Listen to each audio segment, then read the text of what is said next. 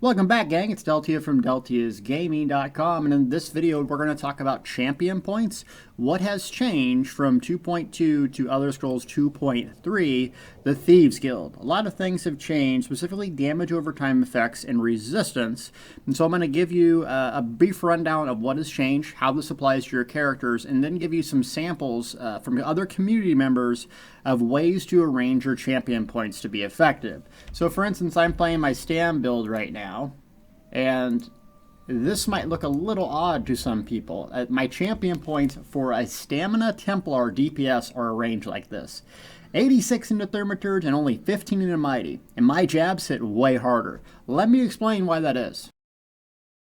So the main changes in the damage tree are to Thaumaturge. Now Thaumaturge is a little bit weird when you look at it.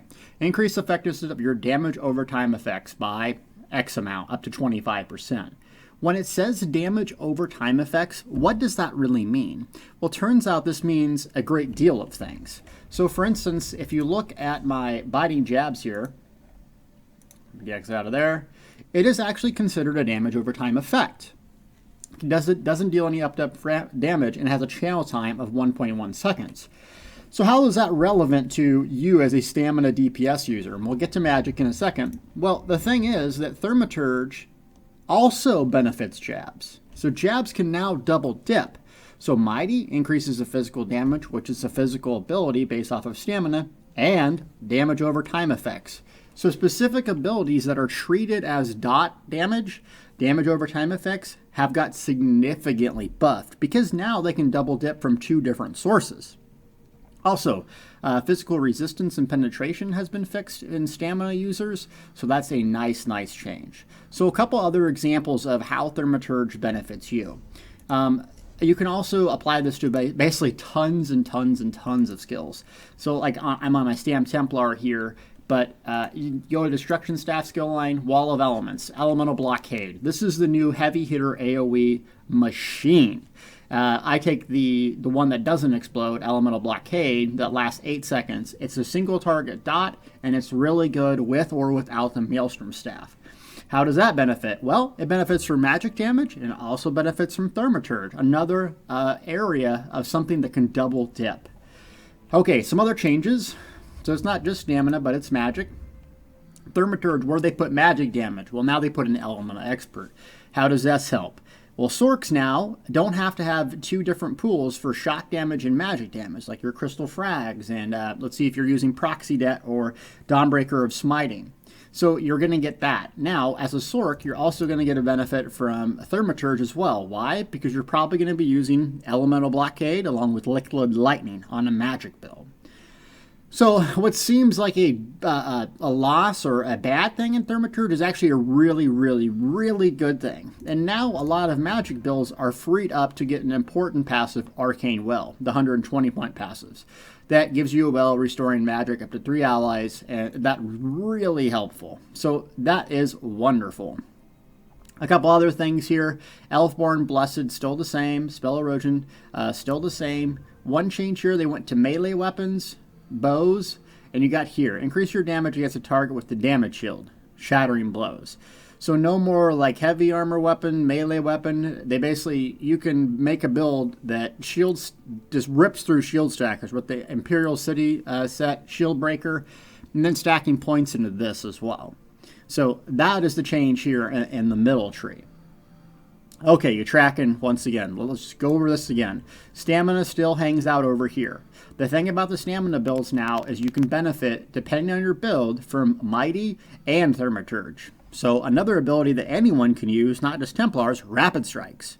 What is Rapid Strikes? Well, the game considers it a damage over time effect because there is no upfront damage like Wrecking Blow.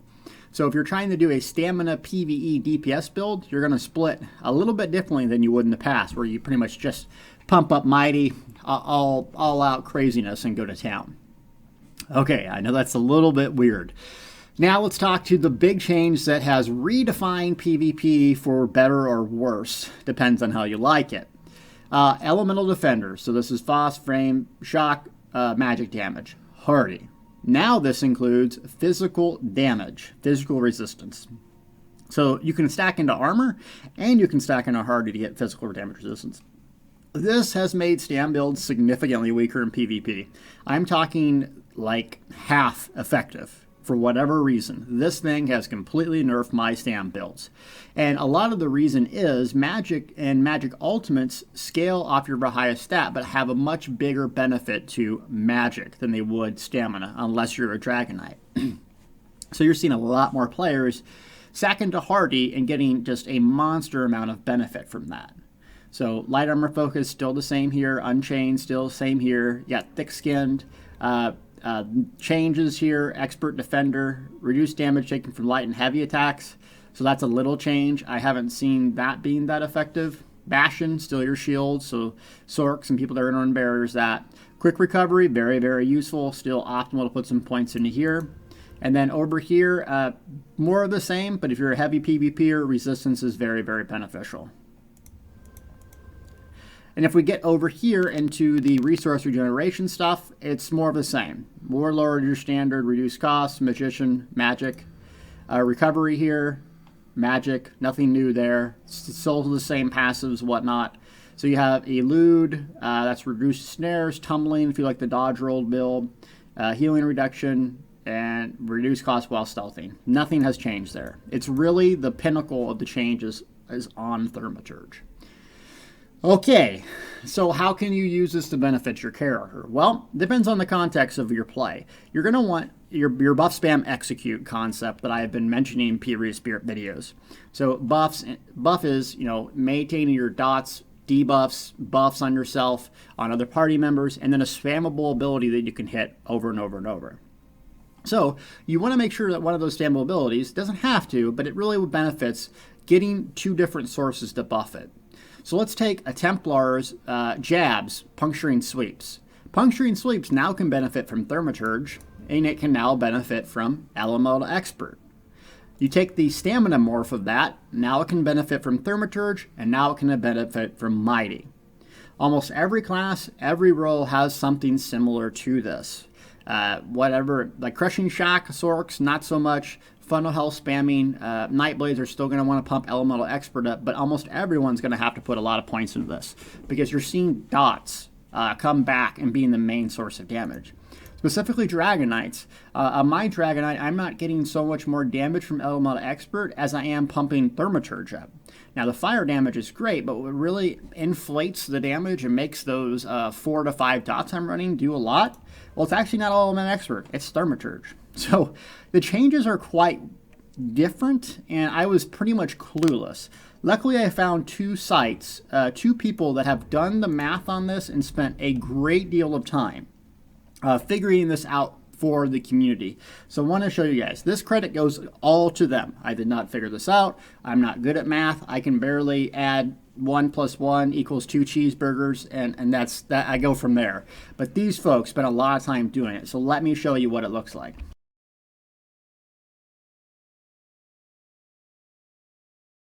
So the first person we have to thank is Asayre. Sorry if I got your name right. He has spent a tremendous amount of time theory crafting this and doing the math for people like us, both stamina and magic. So this post is on Tamriel Foundry. He has also given me permission to post it on my website. So I'll give you links to both, whichever you want to click on, doesn't matter. Anyways, they go through all of the reasonings, calculations, crap that I have no understanding with whatsoever. Okay, so you can see this person knows what they're doing. So what this actually comes to is they put a Google document out that the public can use to kind of see how they set or suggest to set up your champion points. Also, there's 2 tabs on the bottom. Let me wheel this in, maximize it a little bit. Okay, so this is the updated changes and basically how they go about figuring this out and what you should put your points into. So there's 2 tabs on the bottom that are important, Magic and Stamina. And these tell you, give you an idea of what you should put points into. So I didn't know this, but Precise Strike, some of these points, if you put into, you're actually not getting points out of it. So you have to hit these key numbers, otherwise it's doing nothing for you. All sorts of stuff I had no idea about. It's super helpful. So when I took a look at this on my Stam Templar, and I saw that Thaumaturge was 86 points. I thought this person was absolutely crazy, that Mighty should be way more pumped over than that.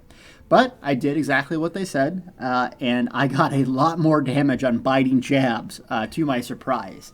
So it goes to show you, sometimes the math people, the mathletes, they got it. And this person has really spent the time and effort to figure this out for us. So what they recommend is 6 points in Elemental Expert. Now that can include a lot of different things, like Scorched Earth for stamina builds, since we are on the Stam tab. It can include Shooting Star, which most stamina builds are going to use ultimates, and a bunch of other different things if you're a Sork using shock damage, a Dragonite using flame, but almost everyone benefits from this. Mighty, your physical damage, Piercing, resistance, critical strike damage, and a whole lot of dots. And you're going to see a lot of Stam builds, particularly my Stamplar, which I'm going to release probably tomorrow, that benefits from dots heavily. And then it goes into stuff I have no idea, nor do I want to try to understand it. And you can just read this. I stare at this thing for all day. It's pretty much what I do, trying to figure it out. So for magic builds, you click on here, Elemental Expert Heavy, Thaumaturge, Staff Nothing, Elfborn, and Spell Erosion. So I will change that up. Now this is for PvE.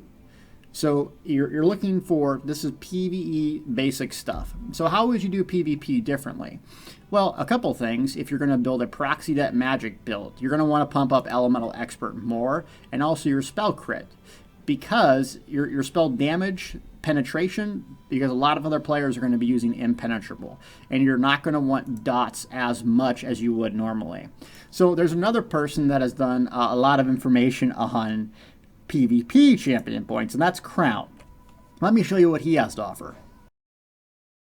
Okay, I stumbled on Crown's post in the ESO forums and found very, very helpful. I posted this on my website, Deltia's Gaming. Once again, I'll have both links in the description below if you want to click on this. But this is what he recommends for PvP.